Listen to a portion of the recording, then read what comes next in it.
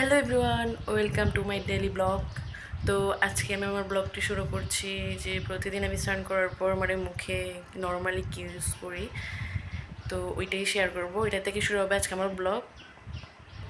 এছাড়াও আর কি কি করব তা তোমরা এই ব্লগে দেখতে পাবা। তো চলো ব্লগটি শুরু করি। তো আমি প্রথমে আমার মুখে মেখে নিচ্ছি একটা মানে ফেয়ার অ্যান্ড লাভলি।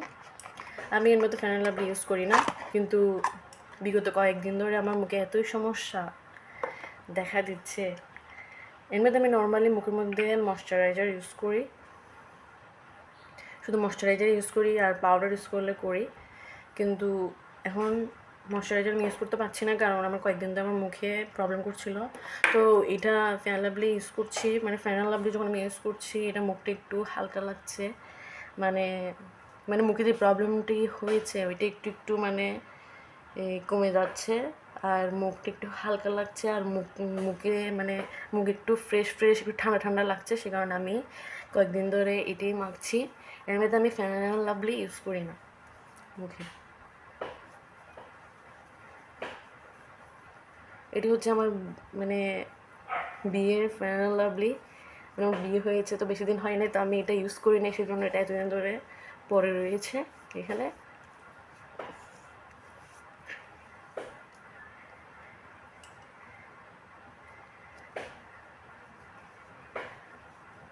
গত বছরই আমার বিয়ে হয়েছে, তো আমি বিয়েতে বিয়ের সময় এটি আমাকে দেওয়া হয়েছিল, তো আমি এটি ইউজ করিনি, সেজন্য এখন ইউজ করছি, দরকারে লাগছে সে কারণে।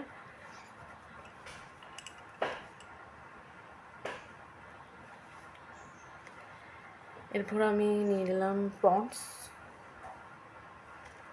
পাউডার, একটু হালকা একটু পাউডার। অন্য সময় আমি এমনিতে ময়শ্চারাইজার ইউজ করি, ময়শ্চারাইজার ইউজ করার পর তারপরে একটু হালকা করে পাউডার দিই, কিন্তু এখন ময়শ্চারাইজার ইউজ করার ফলে আমার মুখে পিম্পল দেখা দিচ্ছে, একটু প্রবলেম হচ্ছে, তো সে কারণে আমি আপাতত এটা অ্যাভয়েড করলাম। আর স্কিনটা আগে থেকে একটু নর্মাল হচ্ছে, তো সে কারণে আমি আপাতত এটাই ইউজ করছি।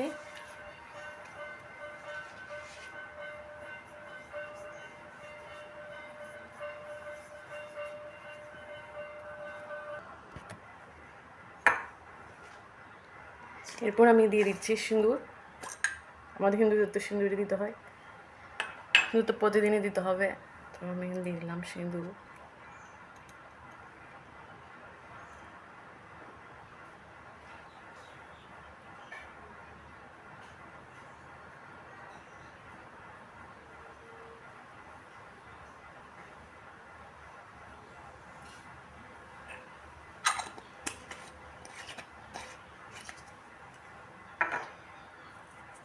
এরপর হচ্ছে আমি দিয়ে দিচ্ছি টিপের পাতা শেষ, টিপ দিতে।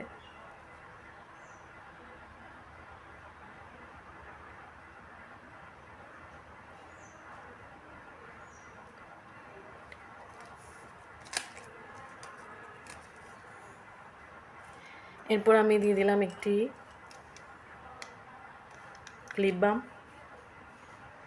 যেটি আমি অনলাইন থেকে অর্ডার দিয়েছি, একটি পেজ থেকে, মনে নেই।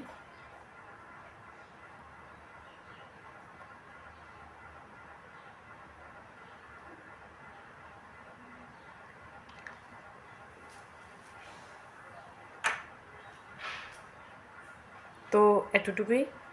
এবার আমি আমার চুল আঁচড়িয়ে নেব।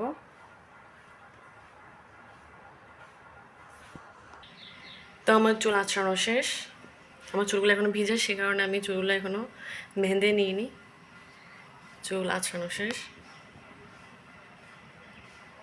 এটি হচ্ছে আমার প্রতিদিন আমি নর্মাল যেভাবে রেডি হই সেটা। এটা হচ্ছে আজকের ওয়েদার এভরিওয়ান। তো আমি আমার চুলটা ক্লিপ দিয়ে হালকা করে বেঁধে নিয়েছি, মানে আমি একটু এখন আমার রুমের বাইরে যাব, সে কারণে নাস্তা করতে যাব। এখন আমি নাস্তা করিনি, তার আগে তোমাদেরকে আজকে ওয়েদার দেখিয়ে দিচ্ছি।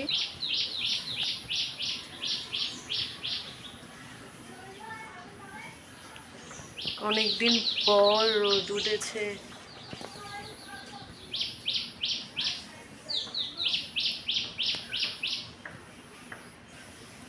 তো এখন আমি নাস্তা করতে যাব।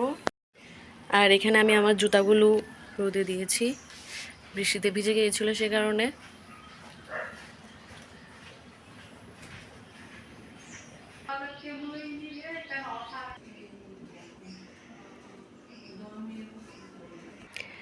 তো আমি এখানে নিয়ে নিয়েছি চা, এটা হচ্ছে রং চা, তারপরে এটা হচ্ছে যে বোরহানি, তারপর এটা হচ্ছে যে মাটন, যেহেতু কালকে মনসা পূজা ছিল সো মাটন নিয়ে নিয়েছি, বোরহানি, এরপর হচ্ছে চা।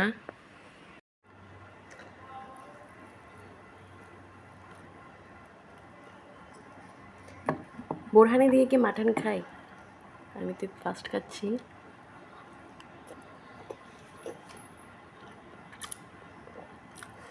কারণ আমি আর খাবার বুঝতে পারছিলাম না, বোরহানি ছিল, আমার মনে হচ্ছিল যে একটু খাওয়া দরকার। তো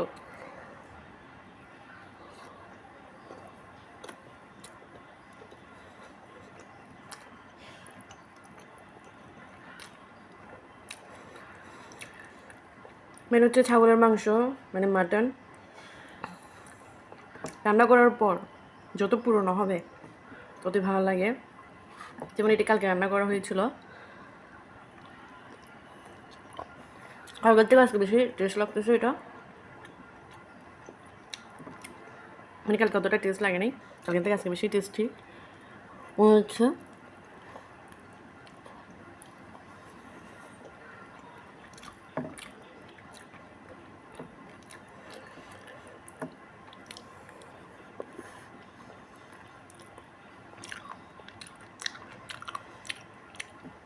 মানে আমার ছাগলের মাংস যত পুরনো হয়, রান্না করার পর যত পুরনো হয় তত ভালো লাগে। মানে এটা যে বারবার চুলায় যে গরম করা হয়, বারবার চুলায় যে ফ্রাই করা হয়, সে কারণে এটার টেস্ট আরও দ্বিগুণ বেড়ে যায়, আরও জুসি হয়ে যায়।